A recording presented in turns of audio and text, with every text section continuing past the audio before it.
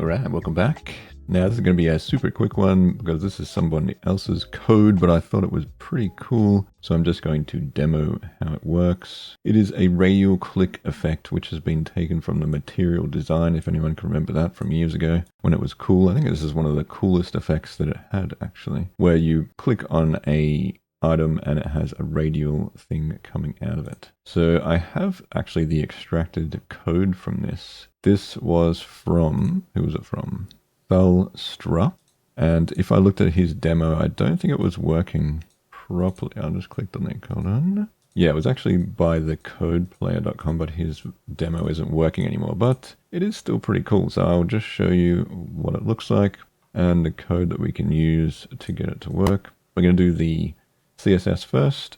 It's actually, it's pretty, I extracted it so that it doesn't kind of interfere too much with the other elements, because I think it had a lot of body tags and things. So the main part of this CSS is this ripple link here. And this, yeah, it kind of has an animation which it adds later, animate ripple. And then it has a 65-second linear, and then the keyframes is ripple, and it just does opacity 0, 100%, and then transform scale to 2.5. So I think that is the dot that comes out. So let's save this, won't do anything yet, and then we will add our HTML, which are the 4 square boxes. We'll just add that down here. I haven't done these for ages. All right, here we go. So this is the 4 boxes, and at the moment, obviously, if you click them, they don't do anything at all.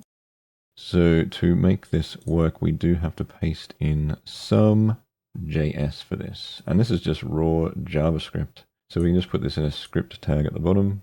I'll just wrap that for a sec. We can probably put it in a script tag anyway, actually, because it doesn't actually rely on any libraries or anything. So this is the script. Obviously, I did not code this myself. It just takes the ripple link and then it adds a bunch of stuff to it. Query selector, and it adds and removes the animate.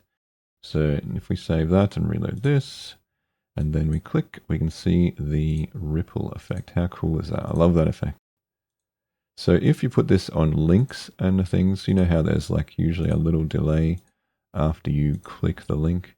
It will show this and then load the link unless your internet is super fast, but there usually is.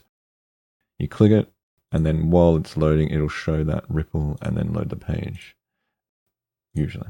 So yes, that is it. That is the link and the code. I will include links to this code in the description if you want to use it on one of your projects. And thanks to, what was his name again? The code player for the original code for this. So go check that out as well. And I'll add all links in the description anyway. Thanks for watching. Like and subscribe and enjoy your ripple links.